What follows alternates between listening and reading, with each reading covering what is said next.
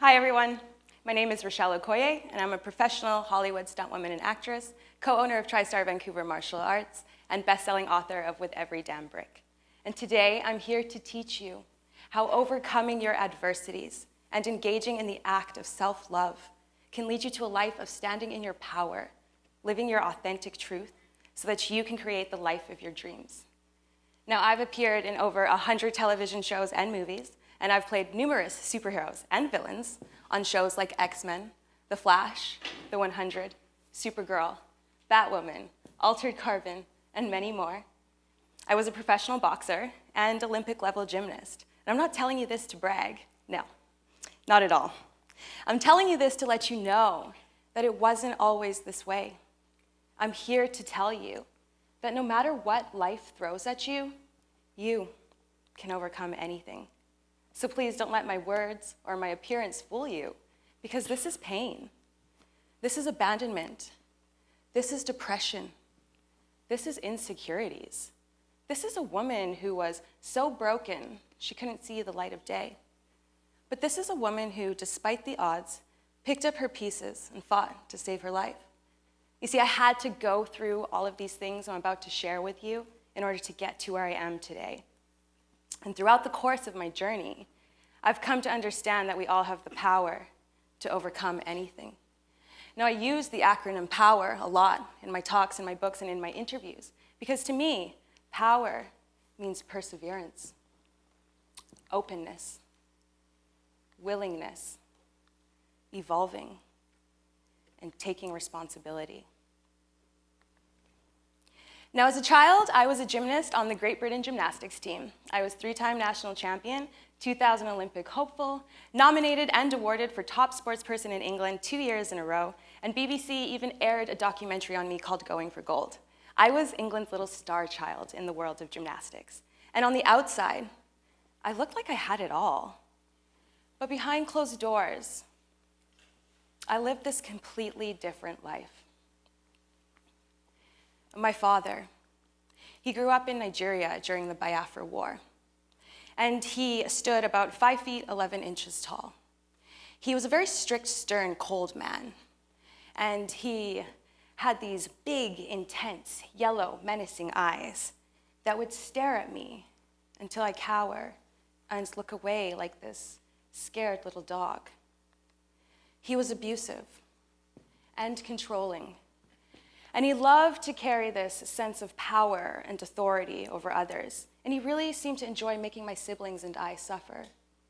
Our home was a toxic mess, physically, mentally, emotionally, and verbally abusive. Now, as a child, I didn't receive any type of affection. I was never hugged or kissed. In fact, to this day, I still have never heard the words, "I love you," from either of my parents. And I was never given any type of praise. Can you imagine that? Can you? My father controlled everything, from what we wore, to what we ate, to when we were allowed to speak, right down to the exact amount of ounces of liquid we were allowed to drink. If he asked us a question, we had to reply with, "Yes, sir," or "No, sir." Anything else was considered challenging him or talking back. "Children should be seen and not heard," he would always say. The words that I would hear from him were, "You are weak. I don't want to hear you talk." That's him physically punching and banging on my brother's head. "You hear this? There is nothing inside. It is empty. You are stupid. Get out." I remember us being slapped, punched, strangled, and thrown. Sometimes he would chase us and bite us.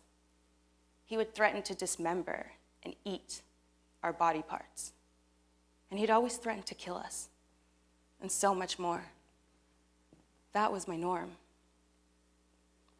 Now, as a child, I was afraid all the time. That's how he controlled me.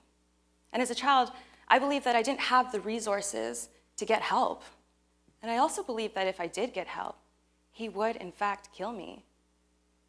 I was never allowed to have a voice. I was never allowed to stand in my power. And any time I would try, I was punished for it in some way. I was never allowed to be me. I had to be this product of what my father was creating and what he wanted me to be. But despite all of this, I managed to graduate university 1 year early with a Bachelor's of Science in Psychology. And upon my graduation, my mother called me over to their home on Father's Day, 2006. And we proceeded to have a 3-hour family meeting. It was 3 hours of abuse, fear tactics, manipulation, and threats. And instead of hitting me in this particular meeting, my father, he punched the wall. And he yelled at the top of his lungs, "You have 3 strikes in this family, and then you are out." You have 3 strikes in this family, and then you are out. Well, according to him, that day was my 3rd and final strike, and I was disowned from my family. My very own father told me that I'm not worthy of being loved. And if we were in Nigeria, there'd be a funeral for me. I'd be buried. I'd be dead. But because we live in Canada and the laws do not permit that, he'll let me live. And that was the very last time I saw my parents, 13 years ago. Now, I had always known growing up that I could never live the life I wanted as long as I was under my father's power and control. And I had known from a young age that it was my responsibility to end the intergenerational cycle of abuse in my family. So there I was, at the age of 20, disowned, alone, lost, terrified. I didn't know what to do or where to go, but I knew in this moment I had 2 choices, that I could be the victim of my story or I could be the victor. You see, there's going to come a time in your life when you realize that no one is coming to save you. So you must save yourself. And that's what I chose to do. I chose to be my own superhero. I chose to be the victor. But don't be fooled, because choosing to be your own superhero, it doesn't come without its challenges. You have to be willing to face and unpack all of your crap. You have to have the courage to take your mask off and live your authentic truth. You have to be willing to rise above.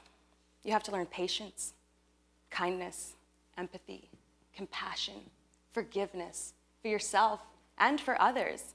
And all of this, it doesn't happen overnight. It takes time. So you have to be willing to give time, and love. And no matter how many times you trip and fall along the way, because let's be honest, a part of evolving is tripping and falling on your face. But no matter how many times you trip and fall along the way, always pick yourself back up. Always persevere. April 1st, 2013, I was performing a stunt for a very popular television show where I had to jump 14 feet in 4-inch heels and land on my feet onto a mat that was floating on the ocean. Well, on my landing, my ankle snaps in half, and I feel that awful pain rush up my leg, and I knew right there and then that it was terrible news, not to mention the worst timing. I was booked to stunt double Halle Berry on X-Men Days of Future Past and scheduled to fly out the following week. But it turns out I tore all 3 of my ligaments and compressed my talus into my tibia and my joint locked up. And in that moment, I became what felt like a medical anomaly.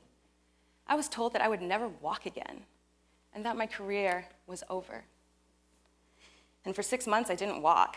But with the help of the most amazing specialists, all of whom I'm eternally grateful for to this day, I did learn to walk again, although it was with a severe limp. And after 2 years of intense rehab and surgery, I did learn to run and jump again. Although, to be honest, my foot has never been the same, and to this day, I actually only have half a functioning foot. And although that sounds like a negative, and I've been labeled as permanently disabled, I now have this immense amount of gratitude for the ability to be mobile, and for the ability to return to a career that I'm so passionate about. But here's the thing, and I really want you to take in this next sentence because I truly only believe we can appreciate the good when we've been through the bad. And light, it can only be understood with the wisdom of darkness. And in that dark time, when I was all alone, when they told me that my career was over and I would never walk again. In fact, I didn't even know who I was anymore because I had put so much of my self-worth and my self-value on what I could accomplish with my physical body being a professional athlete my whole life. I started thinking, if I can't be here on this earth plane doing what I love doing, if I can't be here doing what I'm passionate about, what's the point? I couldn't see the light at the end of the tunnel anymore. I didn't have the answers. And more than anything, I just felt alone. I felt scared. And I thought about ending my life. But then it dawned on me. I didn't actually want to die. I didn't actually want to kill myself. I just didn't want to live with this pain anymore. So I collapsed and I cried and I prayed to God. I prayed for the answers and the wisdom to know why this is all happening and for the strength to endure it. And this is what I learned. I had to remain open. I had to trust that God, that the universe had something bigger for me, that even if I didn't understand what it was then, one day I would understand. One day I would see the blessings in my lessons. You have to be willing to push past anything you're currently facing.